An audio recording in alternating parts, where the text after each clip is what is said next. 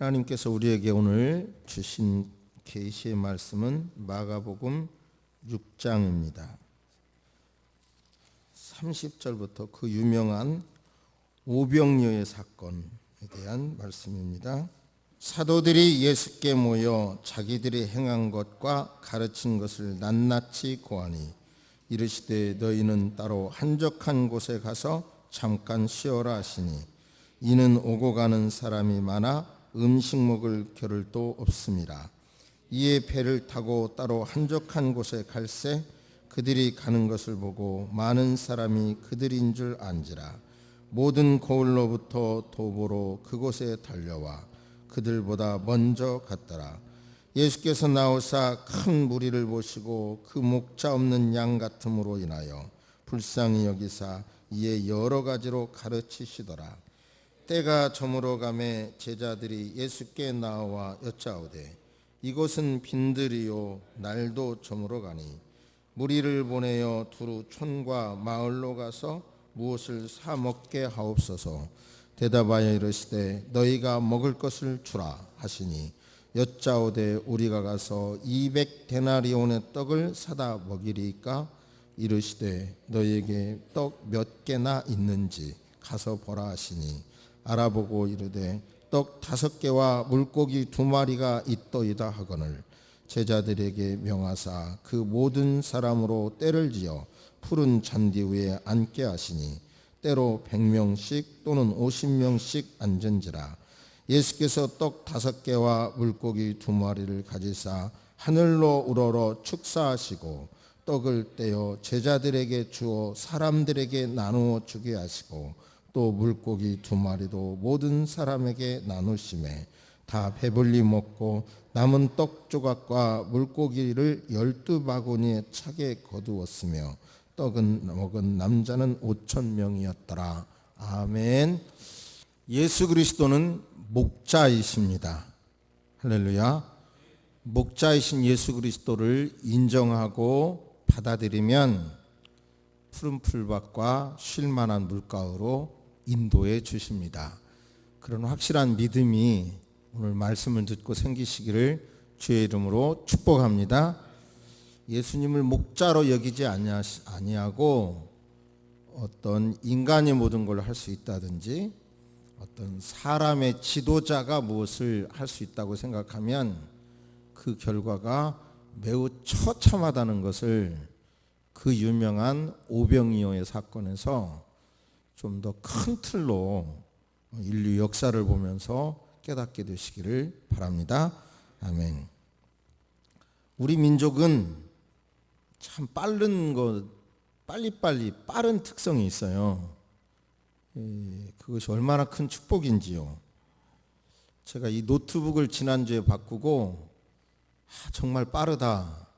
그걸 또 한 번 실감했는데요. 속도가 얼마나 빠른지 모르겠어요. 물론 시간차는 있지만 제가 미국에 갔을 때 유명한 대학교 도서관 컴퓨터도 얼마나 늦는지요. 그 당시에 한국 인터넷은 굉장히 빨랐는데도 아무튼 세계 최고라는 수준이 또 한 번 실감했고요. 그 빠른 성격과 함께 IMF 외환위기도 세계에서 가장 먼저 빠르게 회복했잖아요. 그리고 우리 이 한글이라고 하는 건 놀라운 축복인데요. 세계 최고 수준이라고 하죠. 문맹률이 글자를 모르는 사람이 없는 수준이 세계 최고 수준이라고 합니다. 정말 깜짝 놀랐는데요. 글자가 없는 나라에 유엔에서 한글을 보급한다는 그런 글도 봤어요. 정말 한글은 자음, 모음 24개로 1100개의 소리를 표현할 수 있는 대단한 거죠. 그러니까 어떤 빨리빨리 그런 부분과 그 다음에 좋은 한글, 또 근성, 좋은 정이 있는 모습, 이런 것이 합해져 가지고 세계 역사상 가장 빠르게 선진국이 됐죠. 다른 나라는 몇백 년이 걸쳐서 하던 일을 단 100년 안에 해결하면서 뭔가 나타난 부조화가 있습니다. IMF 때 가장 강조했던 말이 자기 성장이었어요. IMF의 트렌드는 그러니까 나를 성장시키면 된다. 저 많은 세대들이 가졌던 생각 가운데 이 구조를 탓하기 전에 내가 성장하면 된다는 생각이 저부터 그게 강했거든요. 그런데 그 다음에 생긴 트렌드가 위로인데요. 한마디로 아프니까 청춘이다. 유명한 서울대 교수의 그 말이 한마디로 집약해서 잘 표현했는데요. 그런데 어느 순간 이 말씀을 묵상하면서요, 이런 것들이 뭔가 그냥 쉽게 송장에게 화장하는 정도의 처방이지 본질적인 처방이 아니었구나라는 생각을 하게 됩니다. 그 다음에 나온 트렌드가 힐링이라는 말인데요. 이제 이 구조에서 받은 상처를 치유하라 이런 뜻인데, 힐링, 아프니까 청춘이다, 자기가 성장하면 된다, 이런 구조가요, 죄송합니다. 정말 제가 목사로서 말씀을 이번 주에 묵상하면서 이게 정말 중심 주제를 비껴가게 한, 핵심 사건은 파악하지 못하게 하고 중심 주제를 비껴가게 한 것이구나라고 깨달았어요.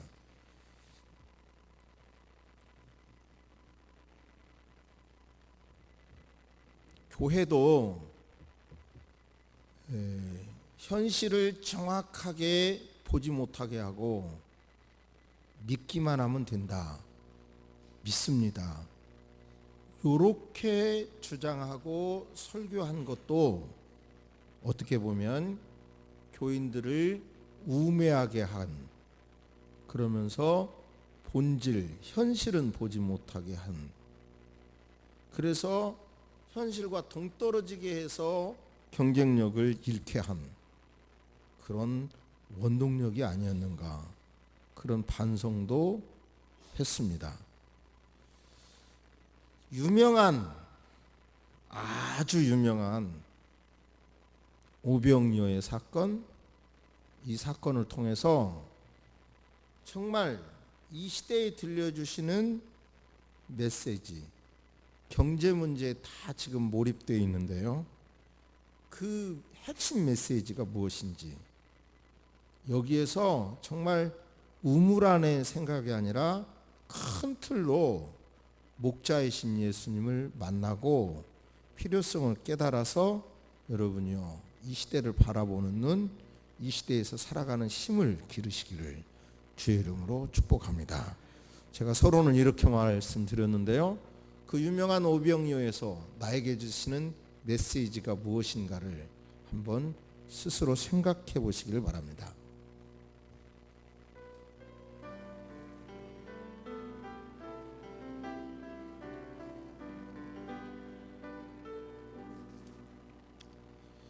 예수님께서 둘씩 짝을 지어서 전도하려고 보내셨습니다. 그들이 이제 돌아와서, 예수님이 계신 곳으로 돌아와서 30절에 보면 자기들이 행한 것, 두 번째 가르친 것을 낱낱이 구체적으로 예수님께 보고합니다. 그러니까 이 제자들의 사역은 굉장한 이슈를 일으키며 사람들에게 관심을 불러일으켰던 것을 알 수 있어요. 그 이유는 바로 제자들이 예수님에게 오자 더 많은 사람들이 예수님에게 찾아온 사실을 보면 알 수 있어요. 그리고요, 이제 예수님께서는 그들을 보시고 이제 지친 제자들을 보시고, 그리고 너무 바쁘니까 음식 먹을 시간도 없어서 지쳐 있는 제자들을 보시고 따로 한적한 곳에 가서 쉬어라고 하십니다. 참 예수님은 인간적인 또 매력이 있어요. 이런 때 보면 인간적인 배려를 하고 있다는 것을 알 수가 있는데요. 이 장소가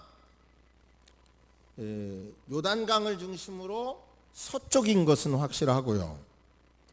그 다음에 어디라고 하는 지명은 딱 찍어서 말할 수는 없지만 광야이고 빈들이고 또 푸른 풀밭도 있는 곳이라는 것은 알 수 있고, 그러니까 배를 타지 않고 제자에게 영향을 받은 사람, 예수님의 사역에 관심이 있던 사람들이 육지길로 먼저 간 것을 보면 강을 건너가지 않았다는 사실은 알 수가 있어요. 예수님과 그 일행들이 배를 타고 가자 이렇게 쳐다보던 군중들이 예수님의 가는 방향을 예측하고 먼저 가서 기다렸습니다. 배를 타지 않고 갔던 것을 봐서 강을 건너가지 않았다는 것이죠. 그러자 그렇게 찾아온 무리를 보시고 예수님께서 그들을 보고 목자 없는 양 같아서, 양은 판단력이 뒤떨어져요. 목자가 리드를 해줘야 되거든요. 그런데 목자 없는 양 같음을 인하여 불쌍히 여기셔요. 즉 정치적으로는 로마의 지배 아래 있고 그 지역 사람들은 헤롯이라고 하는 아주 못된 사람의 지배를 받아서 고통당하고 있는 그런 사람들, 사상적으로도 안정되지 않는 그런 사람들을 예수님은 불쌍히 측은히 여기는 목자의 심정을 갖습니다. 그래서 예수님께서 말씀을 가르치셔요. 그런데 이제 예수님이 꼭 시간 개념을 잃어버린 것처럼 말씀을 계속 가르치다가 보니까 저물어 가요. 그쪽 날씨는 저물어지면 이제 춥기까지 합니다. 사태를 해결하기 위하여 제자들이 와서 예수님께 말씀하십니다. 예수님, 여기는 빈들이요, 날도 저물어 갑니다. 그러니 이 사람들을 여러 촌과 여러 마을로 가서 무엇이든지 사 먹도록 그렇게 하세요. 그러자 예수님께서 갑자기 엉뚱한 질문을 합니다. 너희가 먹을 것을 주어라. 예수님은 제자들을 전도하러 보내시면서 두 버릇도 가지지 말라, 돈도 갖지 말라고 하신 분이 너희가 먹을 것을 주라고 말씀하십니다. 그러자 제자들이 예수님, 우리가요 설령 돈이 있다 하더라도, 딱 이 본문은 돈이 없다는 말은 아니에요. 30절 돈이 있다 하더라도 200데나리온 어치나 사야 이 사람들을 먹일 수 있겠는데 그것이 가능합니까? 여기가 그런 공장이 있는 것도 아니고. 그러자 예수님께서, 저는 마가복음이 최초에 쓰여졌기 때문에 마가복음의 관점에서만 설명합니다. 그러자 예수님께서 말씀하십니다. 너희에게 떡이 몇 개가 있는지 가서 살펴보라. 그러자 제자들이, 그 불가능한 상황이잖아요. 그런데도 가서 알아보니까 오병이어가 있었다는 거죠. 쉽게 말하면 어린아이의 작은 도시락입니다. 보리떡 5개와 멸치 같은 어떤 생선 2마리를 찾아갔어요. 그러자 예수님께서 제자들에게 명해서 모든 사람을 50명 또는 100명씩 그룹을 지어 푸른 잔디 위에 앉게 하신 다음에 그 오병이어를 들고 하늘을 우러러 기도를 들어주실 것이라고 믿고 감사하며 축사하신 다음, 잘 분석을 해보세요. 너무 많이 안다고 앞서가지 마시고, 먼저 예수님께서 떡을 떼어서 제자들에게 주셨고요. 그러면 제자들이 다시 이제 장로님들이 여기서 기도하면 떡을 가지고 나눠주는 형식, 그런 모습으로 생각해 보세요. 근데 숫자가 지금 엄청 많죠. 그 다음 다시 생선을 또 그런 방법으로 나눠 주어서 배불리 먹게 하고 난 다음에, 충분히 먹게 하고 난 다음에 12광주리가 남았더라. 그것이 유명한 오병이어의 역사입니다. 여기서요, 우리는 경제에 대해서 생각을 해봐요. 이 사람들은 너무 이 사건이 강력하니까 저 양반을 지도자로 세우면 이 나라 경제가 해결되겠다, 그런 생각이 너무 강하거든요. 사실 선거할 때마다 나를 세워주면 경제 문제 해결한다고 다 했지만 갈수록 부자가 되는 것 같은데 더 쪼달리는 이상한 현상을 우리는 지금 겪고 있잖아요. 근데 이 어떤 사건에 있어서 크게 와닿아 버리면 다른 생각을 못하는 약점이 있는데요, 이 본문의 진정한 의미를 찾아보세요. 제가요, 생선 중에서 가장 맛있는 생선이 뭔 줄 아세요? 제가 가장 좋아하는 생선이, 어렸을 때요, 투망질을 하는 어른들을 따라가면 제가 살았던 곳에는 큰 것은 숭어라고 그런다면요, 작은 것을 모치라는 고기가 있어요. 모치 들어봤어요? 이쁘게 생겼어요. 쬐끄만하고 모치. 그런데요, 그거를 잡아가지고 바다에서 바로 창자를 이렇게 손톱으로 드러내고요, 신김치를 이렇게 싸서 이렇게 먹으면요, 얼마나 맛있는지 몰라요. 너무 맛있는 거예요. 그래서 생선이 그게 너무 맛있어서 한 번은 고향 친구들한테 내가 부탁을 해가지고요, 큰 그물을 준비해가지고 그 바다에 가서 그물질을 해서 그 모치를 잡았어요. 그래가지고 드디어 그 신김치에 싸서 그걸 먹는데 그 맛이 안 나요. 얼마나 실망했는데 그 맛이 안 나. 그런데도 아직도 생선을 먹을 때마다, 맛있는 생선을 볼 때마다, 맛있는 생선 지가 아무리 맛있어도 그때 그것보다는 맛이 없다는 생각을 하고 있어요. 제가 항상 나도 모르게. 그렇게 강한 거예요. 오병이어 그 먹었다는 사건이 굉장한데 일단 그 생각을 내려놓으시고 이 사건이 주는 메시지를 분명하게 잡으시기를 바랍니다. 여기서요, 잔치가 또 벌어지는데 헤롯이라고 하는 아주 악한 분봉왕이 잔치를 배설합니다. 똑같은 6장에. 그런데 세례 요한이, 그 헤롯이요, 자기 동생 빌립의 아내 헤로디아를 자기 아내로 맞이했어요. 그러니까 이것이 안 되는 것이라고, 잘못된 것이라고, 옳지 않은 것이라고 세례 요한이 지도자를 향하여 책망합니다. 막 그걸 질책을 해요. 그걸로 인해서 세례 요한을 감옥에 가뒀는데요, 바로 생일이 됩니다. 헤롯이. 그 사람 생일에 대신 21절 천부장 갈릴리의 귀인들이 그 잔치에 초대되어 가지고 그 잔치를 하게 됩니다. 근데 거기에서 헤로디아의 딸이 춤을 멋지게 췄어요.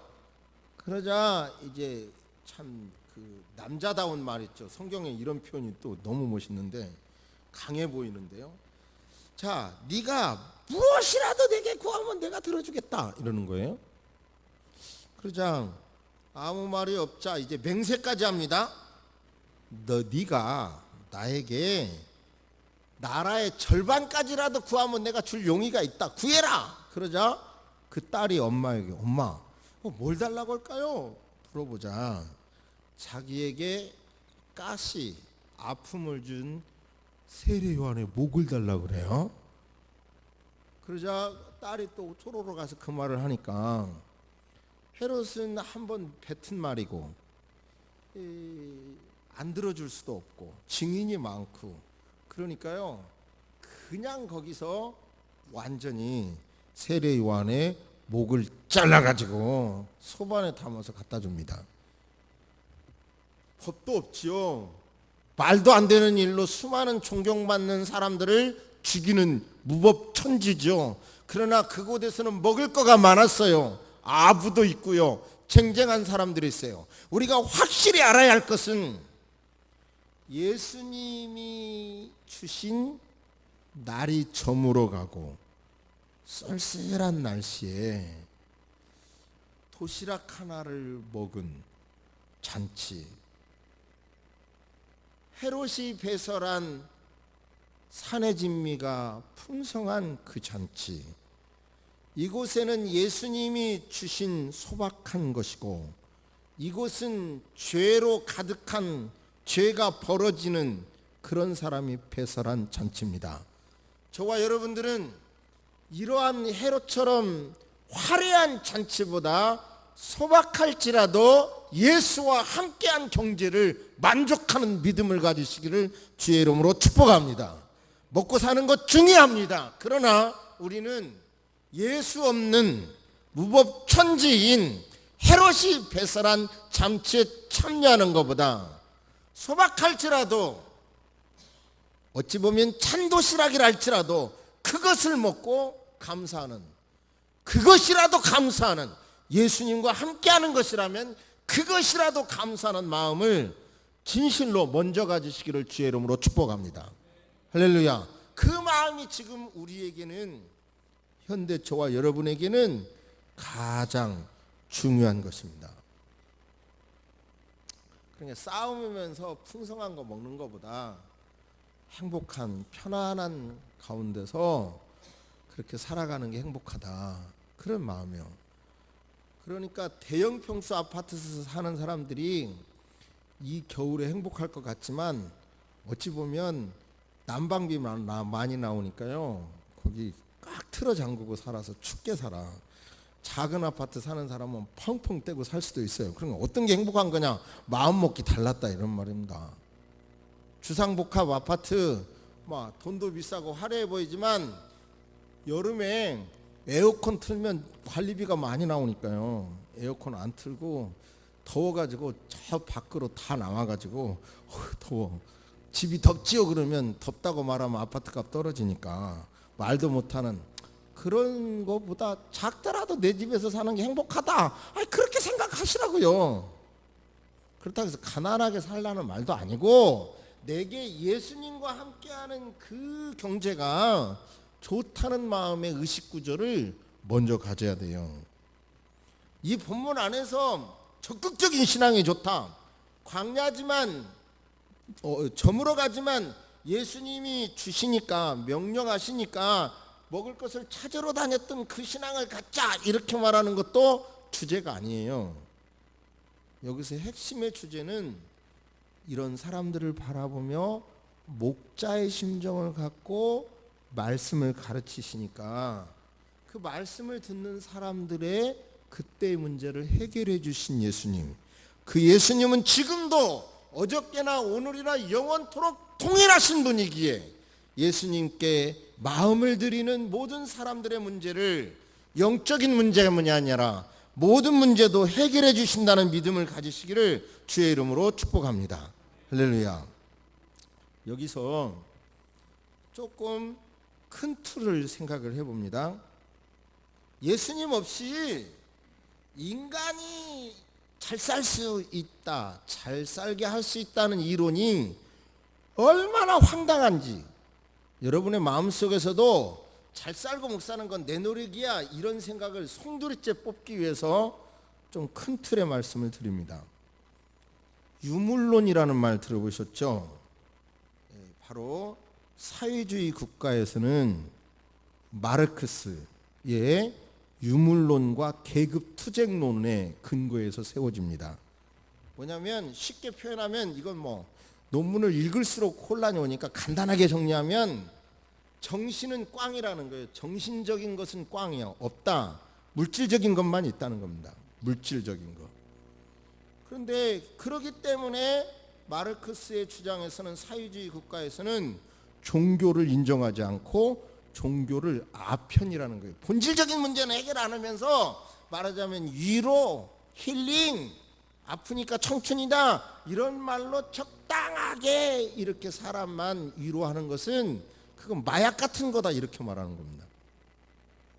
근데 결국은 사회주의 국가는 다 망합니다. 결국은 문 닫습니다. 잘못됐다는 것이 역사가 증명합니다. 그런데요, 그 소련과 중국의 사상적인 이제 스탈린을 끌어내리기도 하고 존중하기도 하는 것으로 인해서 소련과 중국이 싸우게 됩니다. 그 싸움을 이렇게 지켜보던 김일성이 이 어느 편도 들 수가 없거든요. 그러자 그때 내세운 주장이 주체 사상입니다. 주체 사상이 한마디로 정리해 보니까 뭐냐면 인간이 모든 것을 할 수 있다는 거예요. 주체 사상 그러면 잘못하면 용공으로 몰리고 그래가지고 책을 접하기가 어려웠는데요. 이제 제가 확실히 연구해 봤어요. 그런데 한국에 나와 있는 많은 논문들을 다 접해 보니까 한마디로 주체 사상의 핵심은 인간이 모든 것을 할 수 있다는 건데요. 뭔가 이게 잘못 완벽한 것 같지 않아서 제가 북한의 1차 자료를 직접 그 도서관에 가도요. 북한에서 직접 나온 자료는 따로 이렇게 문이 있고 그렇게 관리하거든요. 거기에 가서 찾아봤더니 깜짝 놀랐어요. 인간이 모든 것을 할 수 있다. 단 위대한 수령을 만났을 때, 위대한 수령의 지시를 받을 때, 그게 북한의 주체 사상의 핵심이더라고요. 이렇게 간단하게 제가 지금 설명하는 거는 엄청 궁금한 거예요. 이게 많은 자료를 보고 지금 하는 건데요. 자, 그렇다면 말씀드려 봅니다. 결국은 인간이 모든 것을 할 수 있다는 것을 북한만큼 완벽하게 인간을 제재하면서 할 수 있는, 역사적으로 할 수가 없어요. 그리고 개인 숭배를요 완전히 북한은 사회주의 국가는 신을 인정하지 않는데 김일성, 김정은을 신으로 이제 숭배를 해요. 그러니까 그 체계를 보면요 기가 막혀요. 예를 들어서 항일 투쟁을 할 때 장총 끝에 칼이 달린 장총을 이렇게 쏠려고 그러자 하늘에서 번개가 빠바바팍 쳐가지고요 바다가 쫙 갈라졌대나. 그래갖고 일본 놈이 다 죽고 자기는 살아났다나. 어디서 들어본 얘기예요? 모세의 기적이 완전히 했다 그러고요. 김일성 장군께서는 솔방울로 폭탄을 만드시고 모래알로 쌀을 만드신다. 이렇게 하고요. 완전히 그 우리 십계명처럼 거기 십계명을 만들어 놓고요. 십계명은 세칙이 없는데 거기는 세칙이 있어가지고요. 예를 들어서 김일성 수상님의 조각이나 미술품은 존중히 여겨야 된다. 이렇게 해가지고 우리 구역 예배처럼요. 계속 구역 예배 드리면서요. 계속 그걸 강조해요. 와, 기독교를 이렇게 언뜻은 들었지만 자료를 보니까 이렇게 카피할 수가 없는 거예요. 완전 인간 정신으로. 여기서 우리가 알 수 있는 것은 예수님 없이 어떤 사상이 사람을 잘 살 수 있게 한다. 이것은 불가능하다는 것을 북한을 통해서 우리가 알 수 있고요. 인간이 잘 살 수 있게 한다는 것도 불가능하고 잘못됐다는 것이 결국은 어디를 통해서 알 수 있어요? 북한을 통해서 알 수 있어요. 그리고 개인을 숭배해서 안 된다는 것도 북한을 통해서 알 수가 있어요. 그러면 이제는 뭐예요? 지금 우리에도 결국은 이 대량 생산은 하고 여러 번 말씀드렸잖아요. 그러다가 보니까 이제는 취업을 안 되는 거예요. 소득은 느는데. 그러니까 지금 어찌 보면 이 자본주의 경제도 이것도 심각한 위기에 와 있어요. 우리 인정해야 돼요. 그러니까 이런 상황에서 정말 경제 문제, 인류의 경제 문제를 해결하는 데 있어서 목자이신 예수님이 필요하다는 것을 막연하게 아니라 사상적으로 그것을 깨달으시기를 주의 이름으로 축복합니다. 할렐루야. 하나님께서는 출애굽한 백성들을 모세의 인도로 출애굽한 다음 만나와 메추라기로 그들을 먹이셨습니다. 선지자 엘리야와 엘리사를 하나님께서는 비슷한 모양으로 먹이셨습니다.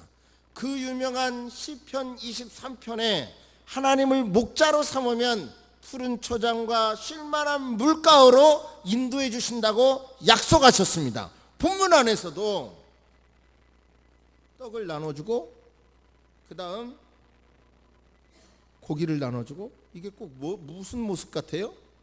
성찬식 하는 것 같죠? 의미를 잡아야 합니다.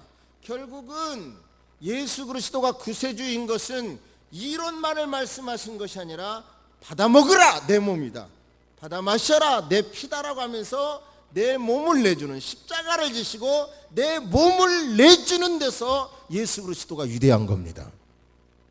그 정신이 우리 모두를 살 수 있는 길인 겁니다. 제발 깨달으시면 아멘 하십시다. 할렐루야. 연세대학교 총장께서 열보다 9이 많은 경제원리라고 하는 강의를 8번인가 하셨어요. 그걸 제가 다 봤는데 열보다 9이 많다는 의미가 굉장한 뉘앙스를 주지 않습니까?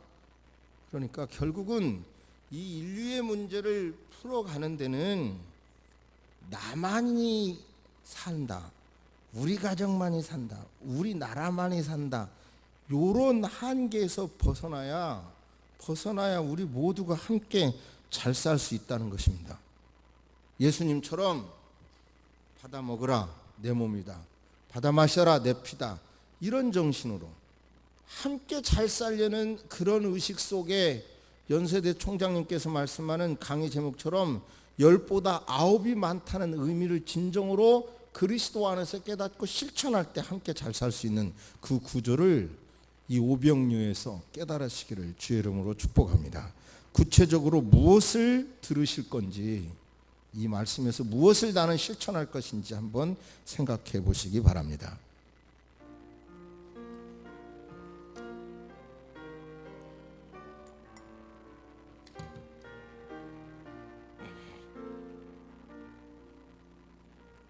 여기서 보세요. 제자들이 둘씩 파송해서 이적을 행하고 말씀을 가르치느라 피곤했어요. 밥 먹을 겨를도 없었어요. 예수님이 쉬라 하실 정도였어요. 쉬어야 되잖아요. 그런데 말씀을 듣기 위하여 몰려온 사람들, 그 사람들에게 말씀을 가르치시면서 네가 줘라, 네가 먹여라. 없는데요? 있는 거라도 가지고 와라. 어린아이 도시락을 갖고 왔어요. 축사하셨습니다. 그리고 50명, 100명씩 앉아있는 사람들에게 예수님께서 주시자 제자들이 받아서 청중들에게 나누어 줬어요. 피곤하다는 제자들이 더 많은 일을 한 겁니다. 그러니까 나가 몸이 피곤한 게 아니라, 여러분이 몸이 피곤한 것이 아니라 주님이 무엇을 원하시지?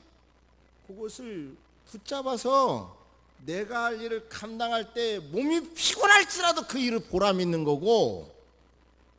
할렐루야. 제발 할렐루야. 그러니까 몇 주 전에 말씀드렸잖아요. 한동대학교에 그 지방에서 대학을 만들고 어디 특별하게 전폭적으로 후원하겠다는 회사가 없어지고, 그런데도 이념 하나로 그 지방에 명문대학이 만들어지는데요. 한마디로 여러 이론이 있겠지만 배워서 남주자는 이론이더라고요. 교육의 핵심이 배워서 남주자. 언젠가 말씀드렸잖아요. 미국의 하버드와 에일 대학의 그 교육 철학을 분석을 해보니까 결국은 에일 대학도 비슷하더라고요. 배워서 남주자 이런 거예요.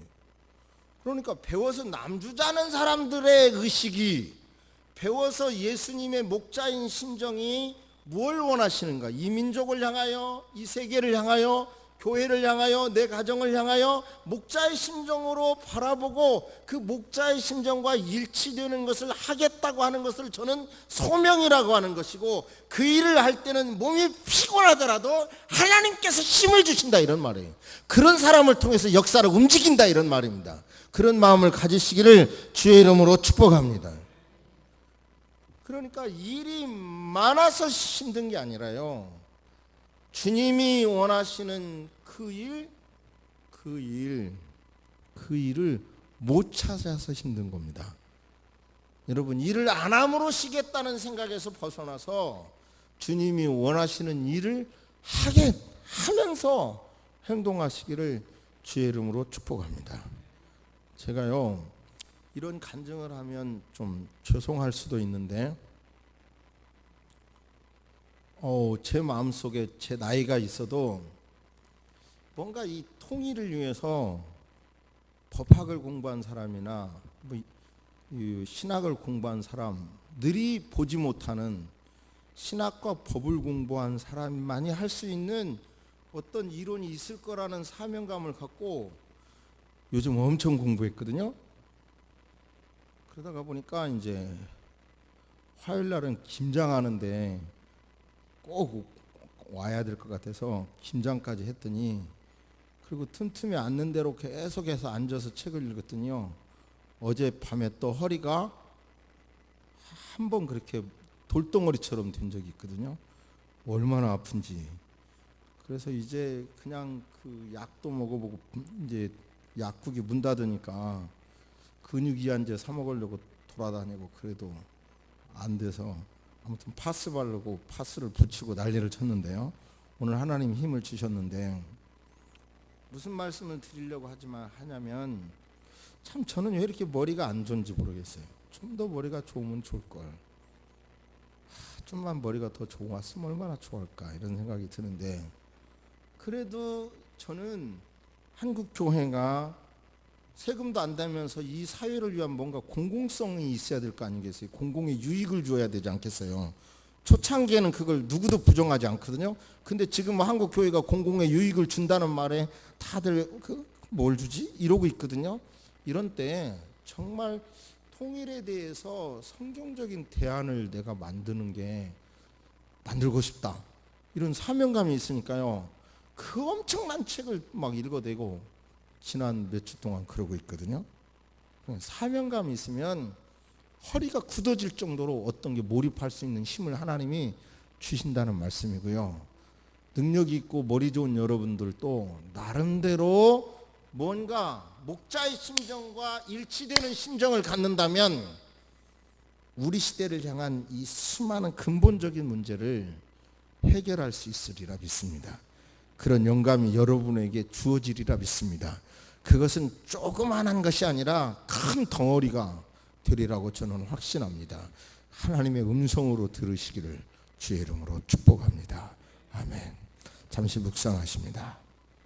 살아계신 하나님, 주님 다시 오실 때까지 새소망 교회가 존재하기를 원합니다.